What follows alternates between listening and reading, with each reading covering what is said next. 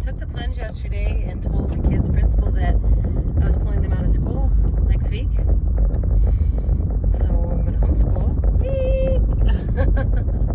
It's funny because at first I was like sitting in fear. I was like, oh my gosh, what did I just do?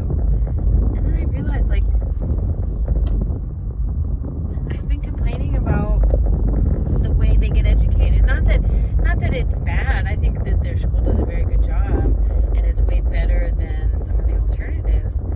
But just that, like, the whole traditional curriculum, and you have to do math, which is separate from science, which is separate from English, which is separate from reading, and they shouldn't be separate. They should be all together, like, And then I started going into, well, should I use a reading program and should I use a math program? And I just was like, stop.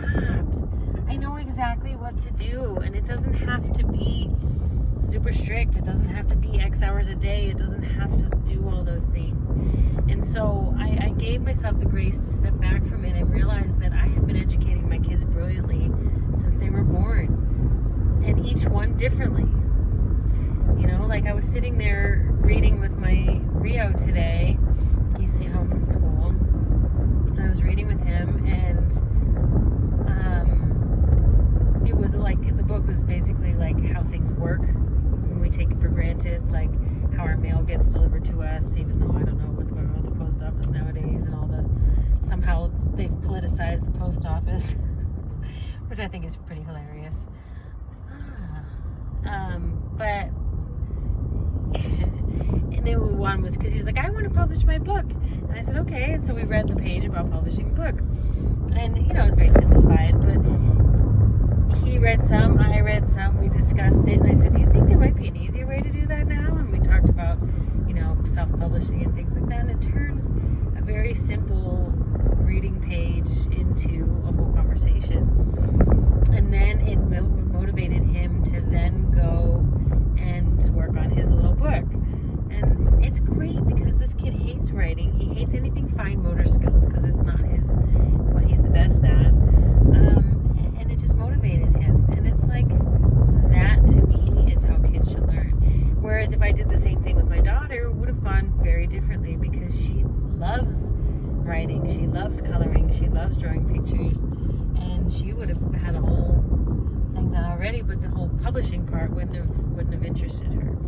So every kid is so different, and having these conversations in this kind of natural way with amazing resources of good books and good internet sites and things like that allows me, and you, hopefully, if you're doing this with your children, to meet their needs where they are. And it's really cool. And I realized that I don't need too much of the traditional. Now, I am going to use, for now at least, until we start traveling more, I am going to use some resources like Khan Academy for math, partly because my kids love it, and partly because I want to still give myself the time. I've had a month of 7 hours a day without kids, so I got really used to that, and I'm going to give myself like 3 to 4 hours a day where they're on their thing. It's self-directed. They can do it on their own, and that way I have still the time to, like, get my chores done, my errands done, my work done.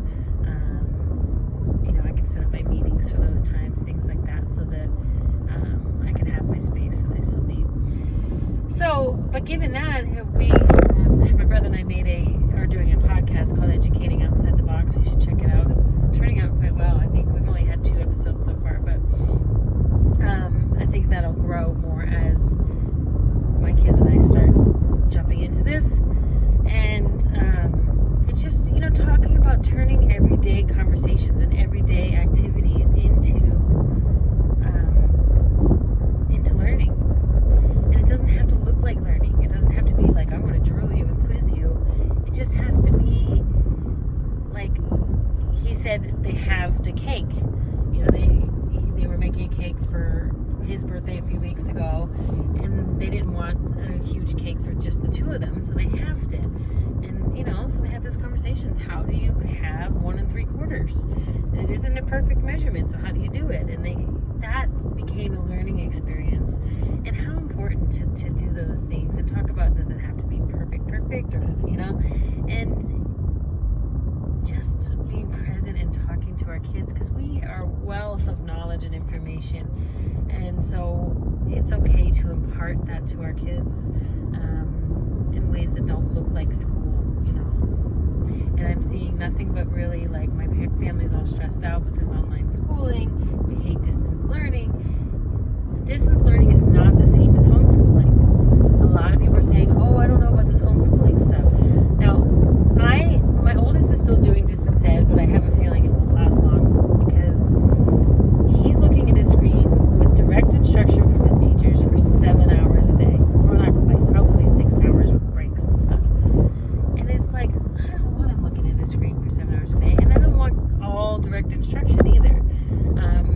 In a good classroom these days, the teacher will kind of give a little mini lesson, or, you know, go over the questions or whatever, and then give them something to work on, and it'll be more independent, or groups or pairs or whatever, with the teacher there to kind of question and get, you know, dig deeper and things like that.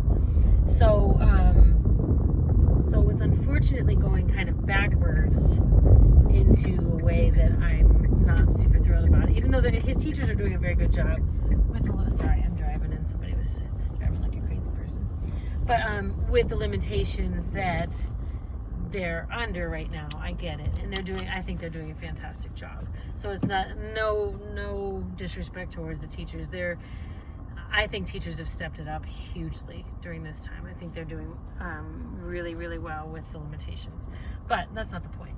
The point is that I don't want him sitting there just listening, because he's not listening. He's off over here in his brain and there in his brain, and talking to me and talking to his brother, and distracted. And so I have to look at my values and say, okay, he's in middle school now, so it's a little different. It's easier to make this decision with little guys, because as long as they learn something, they're okay. Middle school, they start being a lot more directed in the sciences. They start being a lot more directed in math. And so sometimes it's like you have to, you know, do I want whatever? So there's that question. But I think I have a feeling, especially once we start to actually get in the car and go, he's not going to be able to sit in front of the computer for 7 hours. So, or I'm not going to want him to, because I'm going to be like, let's go hike, let's go do this, let's go do that. And so we'll probably end up pulling him as well. But so yeah, but we're going to get things together, and we're going to share lots of ideas and videos about things we're doing. Hopefully that can help some of you guys if you make that decision to do this with your kids as well. Not necessarily to travel full time. I don't think we'll travel full time, but you know, just how to turn normal conversations into learning experiences and to value it as such. Sitting down to dinner, they can learn all kinds of things. You know, you can talk about your job, or you can talk about, you know, you're thinking about buying a car. Like, I'm thinking about buying a car. So I've talked about the pros and cons with the kids. Well, this uses this much gas. It's going to cost this much more to do a big trip, or this, you know, and we have all those conversations, and then the kids can see, what does this look like, you know? So it's very neat. And I think that this is the kind of changes we're going to see a lot, because a lot of people are really not enjoying this distance learning stuff. And like I said, schools have done a valiant job of transitioning, but it just isn't going to meet the needs of kids, unfortunately, during these times of the pandemic stuff. So I don't know, but hopefully I can help fill some gaps. And if you have any questions about what things we're doing or whatever, reach out to me. I am going to really start putting these videos, and I'm going to start putting our ideas and our project things that we're working on into my various Facebook groups. The one being homeschooling doesn't have to look like school, because I notice a lot of people creating their spaces want it to look exactly like school. They've got their desk area, and there's this, and you sit up straight, and you wear your uniforms, and blah, blah, blah, blah. If you're homeschooling, it doesn't have to be that way. I can learn lying on a hammock just like I can learn sitting in a desk. Actually, no, that's not true. I learn much better in a hammock because I'm comfortable and I'm not distracted by being uncomfortable. So I'm going to talk about a lot of those kind of things, and kind of stepping aside our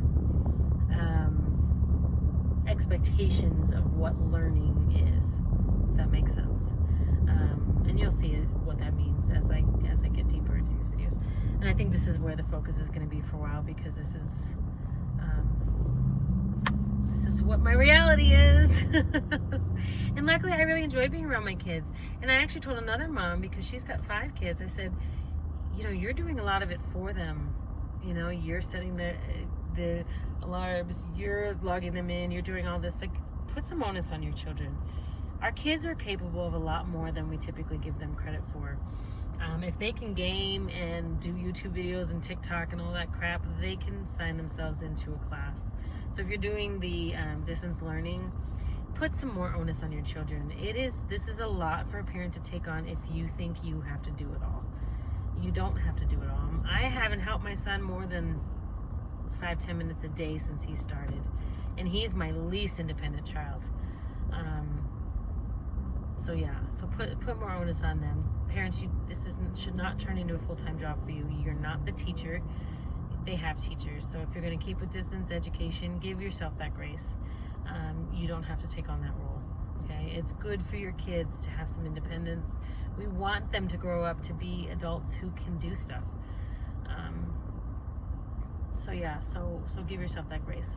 All right, I'm gonna run because I have a class in a few minutes, learning about some nutrition stuff, and which is perfect because my son and that's our first project, is looking at nutrition and wellness.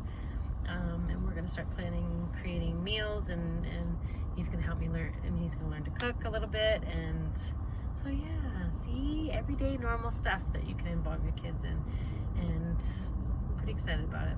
All right, thanks for listening, and I'll talk to you guys soon.